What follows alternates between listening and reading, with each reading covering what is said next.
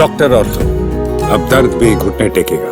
नमस्कार, मैं रवि सिंह। सेबी प्रमुख माधवी बुच को लेकर कांग्रेस एक के बाद एक कई खुलासे कर रही है। मंगलवार को भी सेबी प्रमुख माधवी बुच को लेकर कांग्रेस नेता पवन खेड़ा ने प्रेस कॉन्फ्रेंस की और एक के बाद एक कई आरोप लगाए।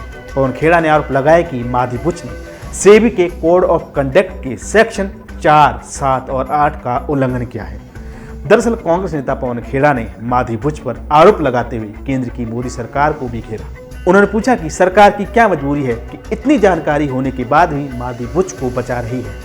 क्या माधवी बुच सरकार को डरा रही है कि वो अकेले नहीं डूबेंगी?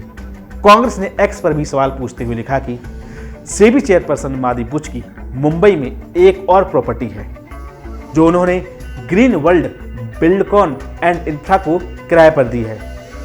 इस कंपनी के मालिक मुकुल बंसल और विपुल बंसल के प्रोफेशनल जीवन का एक बड़ा हिस्सा इंडिया बुल्स के टॉप पोजीशन पर रहा है। सेबी ने इंडिया बुल्स के कई केस देखे हैं, मतलब इंडिया बुल्स के टॉप मैनेजमेंट में जो लोग रहे हैं, माधवी बुच अपनी प्रॉपर्टी उन्हें किराए पर देती है। ऐसे में सेबी के कोड ऑफ कंडक्ट के सेक्शन 4, 7 और 8 का उल्लंघन किया गया है।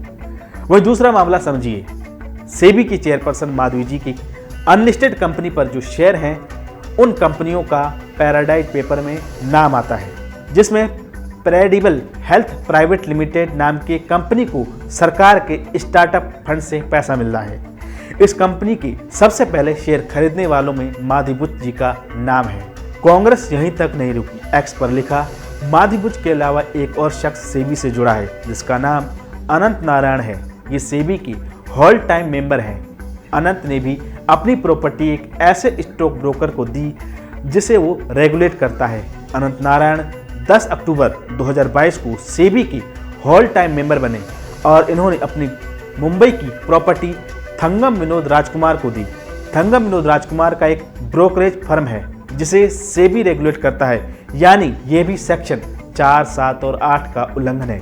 इसके अलावा अनंत नारायण सेबी के होल टाइम मेंबर हैं, लेकिन उनके पास इनक्रेड कैपिटल के 70 करोड़ के शेयर हैं, वो भी तब जब इनक्रेड कैपिटल सेबी की जांच के दायरे में आता है। इन सभी आरोपों को लेकर कांग्रेस के 3 प्रमुख सवाल ये हैं कि माधवी बुच ने अपनी प्रॉपर्टी ऐसी कंपनी को क्यों दी जिसका सेबी से रिश्ता है।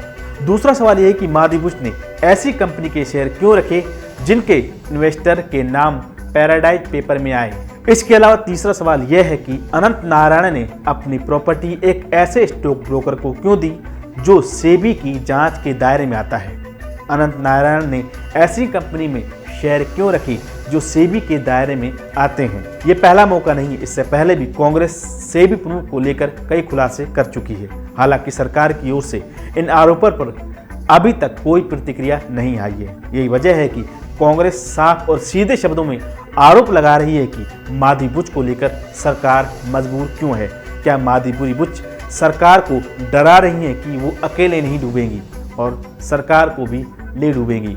अगर ये वीडियो पसंद आए तो हमारे चैनल को सब्सक्राइब करें, वीडियो को लाइक और शेयर करें और कमेंट करना ना भूलें।